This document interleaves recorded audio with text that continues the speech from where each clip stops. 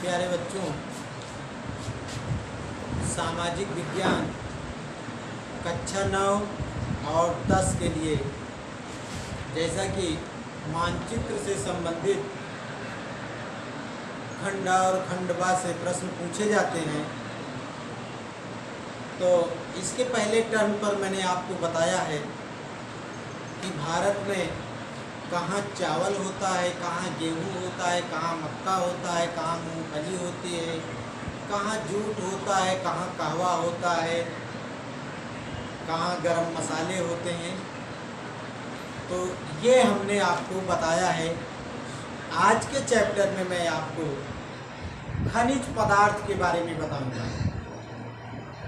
तो ये खनिज पदार्थ जो होते हैं किसी देश के भी हों, वह वहाँ के धन संपदा के अंतर्गत आते हैं। उस देश की आर्थिक स्थिति क्या होगी वह उसके संसाधन पर डिपेंड करता है, वहाँ के खनिज पदार्थों पर डिपेंड करता है। अगर देखा जाए तो भारतवर्ष विश्व के मानचित्र में क्षेत्रफल में 7वें स्थान पर आता है, लेकिन अगर इसका विकास देखा जाए तो अन्य देशों की अपेक्षा कम हुआ है। ये विकासशील देश है, इतना बड़ा क्षेत्रफल वाला देश विकासशील है, जबकि इससे बहुत छोटे राज्य, बहुत छोटे देश जैसे सऊदी अरब वगैरह को देख लीजिए, इराक को देख लीजिए, ईरान को देख लीजिए, यानी जो खाड़ी के देश हैं, इनकी स्थिति क्या है, यहाँ की प्रति व्यक्ति आय क्या है, हमसे कई गुना ज़्यादा है। ऐसा क्यों? क्योंकि वहाँ पर खनिज पदार्थों में कुछ ऐसी चीज़ें हैं जिनका उत्पादन वहाँ बहुत ज़्यादा होता है। उदाहरण के तौर पर देखा जाए, हमारे देश में जैसे पेट्रोलियम को देख लीजिए, इतना नहीं होता कि हम उसका निर्यात कर सकें। हमें पेट्रोलियम के लिए दूसरे देशों से पेट्रोलियम आयात करना पड़ता है। क्यों? क्योंकि हमारे देश में उतनी मात्रा में ये नहीं पाया जाता जितनी अन्य देशों में पाई जाती है। भारत में भी पेट्रोलियम पाया जाता है। असम के पास डिगबोई, मुंबई में मुंबई हाई, यानी इस तरह से देखा जाए कई स्थानों पर खोजें चल रही है। लेकिन क्या है कि जितनी हमें आवश्यकता है अभी उतनी मात्रा में हमें पेट्रोलियम नहीं मिल पाता। जैसा कि मैं बता रहा था कि खाड़ी के जो देश हैं वहाँ पर सिर्फ और सिर्फ पेट्रोलियम की इतनी अपार मात्रा है कि सिर्फ पेट्रोलियम का निर्यात करते हैं, उसी से वो धनी हो गए। तो मैं कह रहा था कि किसी भी देश की जो खनिज संपदाएं हैं उस देश की रीढ़ होते हैं, उस देश के विकास में उनका बहुत बड़ा योगदान होता है। तो भारत के संदर्भ में आइए देखते हैं भारत में कौन सी चीज़ें, कौन से खनिज पदार्थ किस प्रदेश में ज़्यादा पैदा होते हैं। उदाहरण के लिए देखा जाए तो जैसे लोहा है।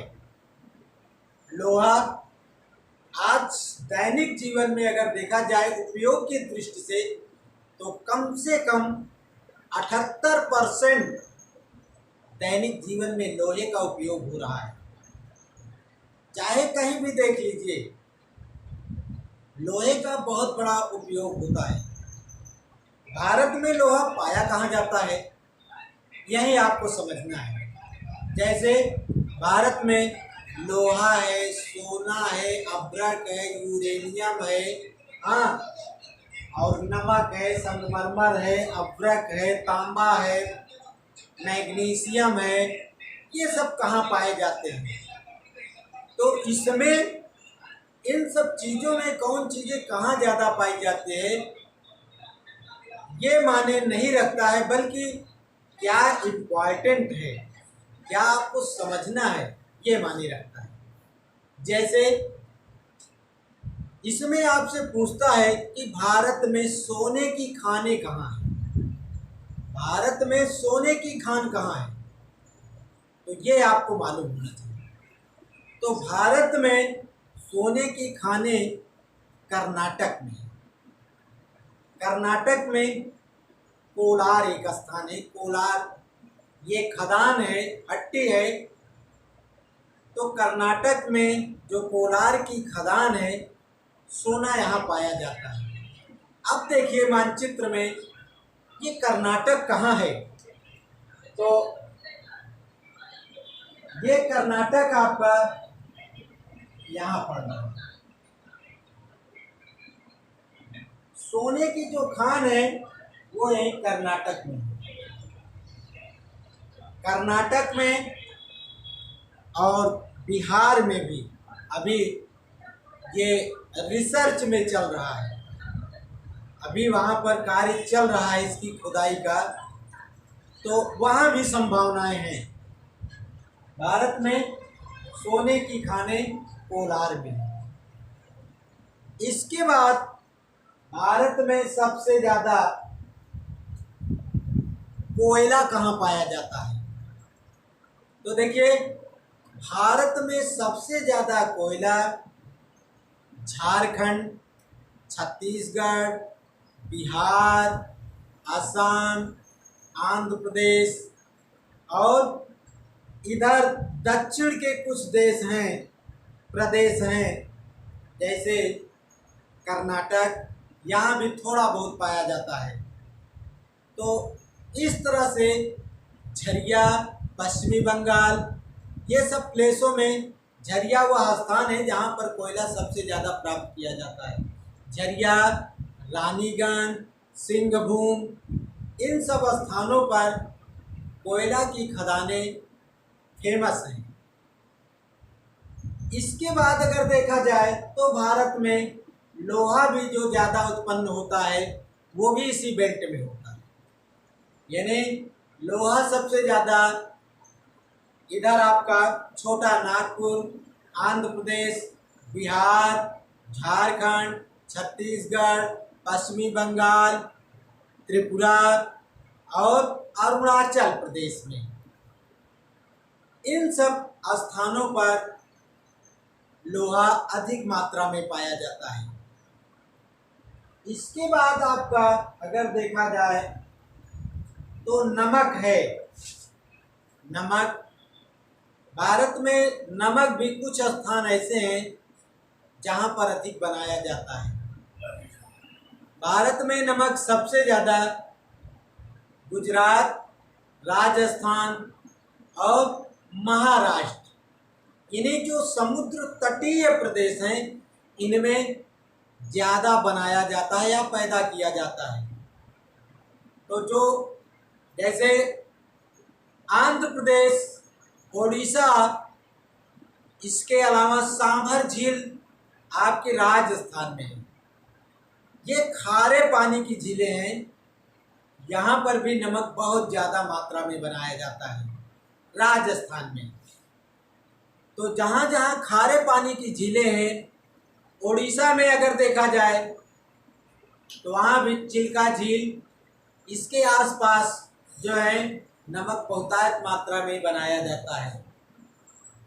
इसके बाद अब इसमें कौन सा प्रदेश कहाँ है हम आपको बता चुके हैं। तो ज़्यादातर जो खनिज पदार्थ के क्षेत्र हैं वो इसी बेल्ट में है।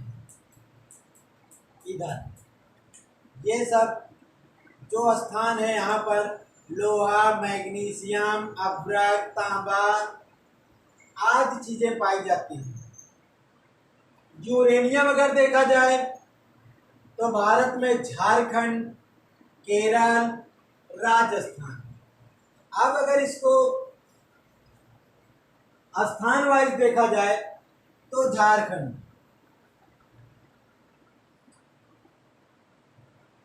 झारखंड। उसके बाद केरल, केरल भी आपको मालूम होना चाहिए, ये केरल है। केरल भी भारत में जैसे जोंक होती है, चिपकती है, उसी तरह केरल की स्थिति है। इसकी लंबाई ज़्यादा है, चौड़ाई कम है, इसका जो क्षेत्रफल है। इसके बाद राजस्थान, तो देखिए ये राजस्थान, इन सब स्थानों पर क्या है, यूरेनियम की मात्रा ज़्यादा पाई जाती है। यूरेनियम अणुशक्ति जो बनाई जाती है, उसको प्रयोग में, उसके प्रयोग में ज़्यादा ये ली जाती है, जो यूरेनियम होता है। इसके साथ साथ संगमरमर है। भारत में संगमरमर सबसे ज़्यादा अगर देखा जाए तो राजस्थान, उसके बाद मध्य प्रदेश, महाराष्ट्र, कर्नाटक, इन सब स्थानों पर बहुतायत मात्रा में पाया जाता है। अच्छे वैरायटी का संगमरमर वह राजस्थान में प्राप्त होता है। तो इस हिसाब से अगर देखा जाए तो भारत में खनिज पदार्थ जो पाए जाते हैं ज़्यादा मात्रा में, उनके बारे में हमने आपको जानकारी दे दिया है। इस मानचित्र के माध्यम से मैंने एक बार आपको इसमें कौन सा प्रदेश कहाँ है आपको बता चुका हूँ।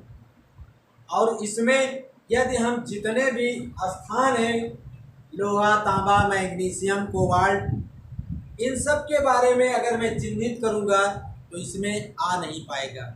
इस हिसाब से आप प्लेस को ध्यान में रखते हुए, प्रदेश को ध्यान में रखते हुए इसको समझने का प्रयास करेंगे। आज बस इतना ही। अगले टर्न पर मैं इसके आगे मैप में क्या होगा वो मैं बताऊंगा इम्पोर्टेंट की दृष्टि से। आज बस इतना ही। धन्यवाद।